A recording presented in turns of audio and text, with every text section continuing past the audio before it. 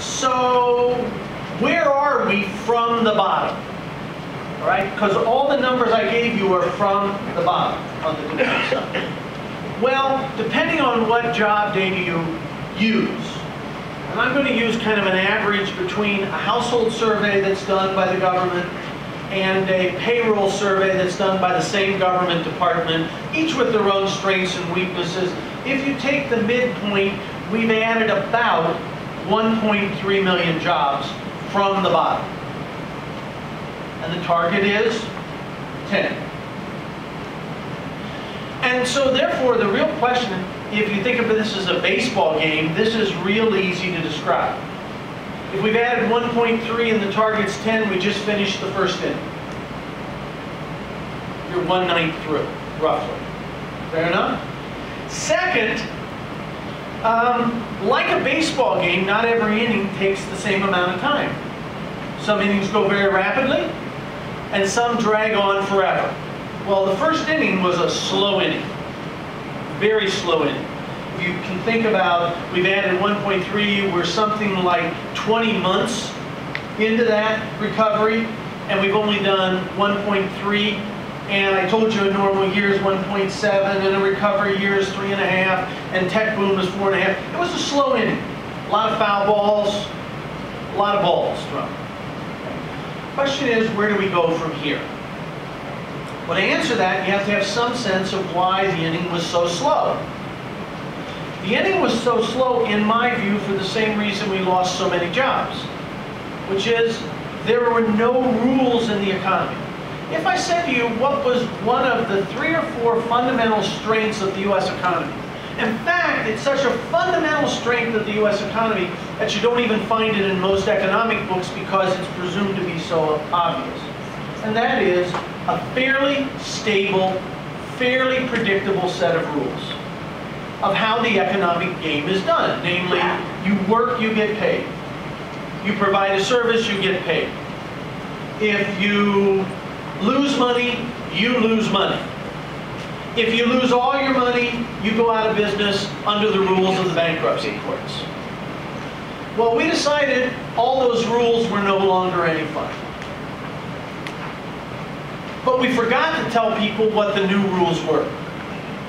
And economies without rules do not function very well. For example, Zimbabwe or Venezuela. They don't function well not because they don't have smart people. They don't function poorly because nobody has ambition or drive. They function poorly because there are no known set of rules. So we took one of the great strengths of our system and sacrificed it. Now, it's not that the rules we had prior to that were particularly good rules. They were just known rules. Don't confuse good rules and known rules. Baseball, to continue the analogy, has the stupidest set of rules of any game imaginable. Right? The ball has to go when you hit it between these white lines. But if it hits the white line, that counts. But it has to do it after third base. And by the way, if you foul the ball, it's a strike, but not if it's on the third time, unless they catch it, and you go, and the rule book's this, right? It's an insane set of rules. Why do people play it and watch it? Not because the rules are so smart, but they're known. Now imagine how many people would watch or play baseball if this time at bat I was allowed to swing, not hit the ball, run to third base, and be called safe. Or the umpire calls a ball that's thrown over the backstop a strike. Or the pitcher standing there getting ready to throw a pitch and you call a home run. Is that a very interesting game to anybody? So what do people do? They stop playing. What did we do as an economy? We stopped playing.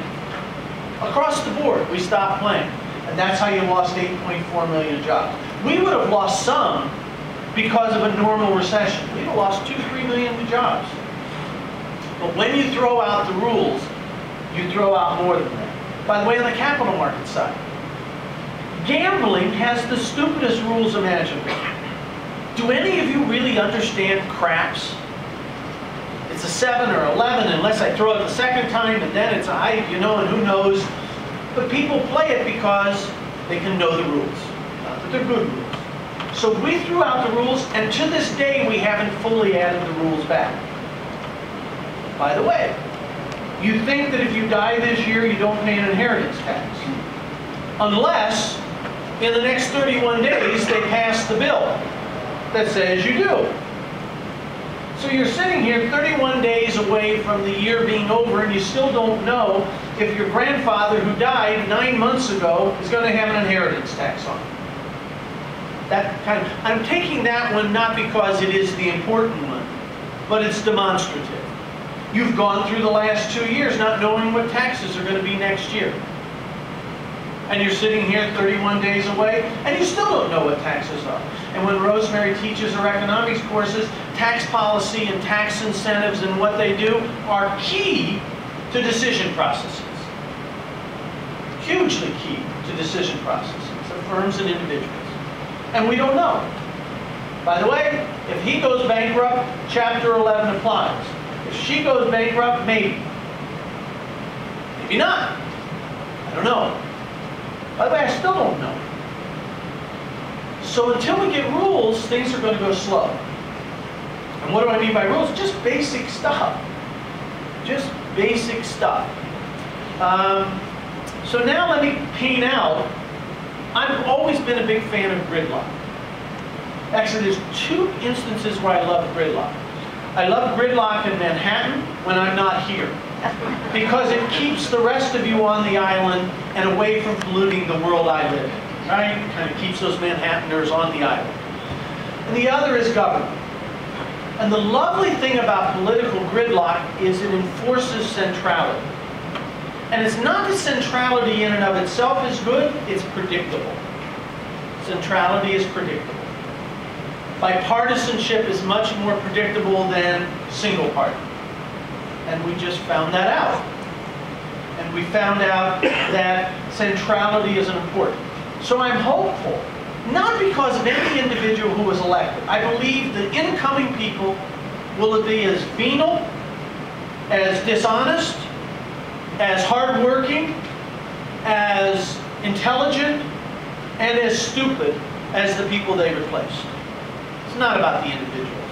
If you think it's about the individuals, you haven't been watching our history, the history of any other country. It is about predictability and centrality. So my hope is that gridlock will bring a period of some predictability. If that predictability occurs, we go back to the ball game, and the innings will move by much more rapidly. Why? 2 reasons. We have 1.7 million people a year who should go to work simply because of the population growth. Okay?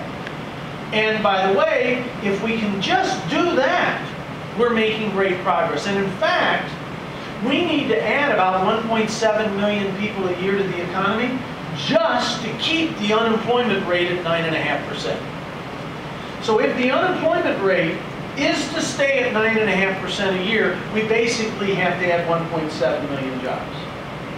Okay? That's a notable target. I think we're going to add a lot more than that once there's some semblance of rules or predictability. Why? Do you really believe every one of the 8.4 million people that lost their jobs was unproductive? It doesn't pass a smell test. You don't have to be an economist. It just doesn't pass a smell test. That 8.4 million people lost their job and have no productivity. Therefore, they'll never re-enter the economy. Okay? Some of them were highly productive and some of them were not terribly productive. Some of them were in the wrong sector. What do I mean by that? Today, we don't need 1 million workers filling out mortgage applications, but we could use a fair number of those people filling out hospital admission forms for the baby boomers getting hip replacements. Just for example. But the places where the mortgages are being filled out are not necessarily the same places where hips need to be replaced. and the person says, I'm a mortgage person, not a hip replacement person. And you hear about the skill mismatch. I got a secret.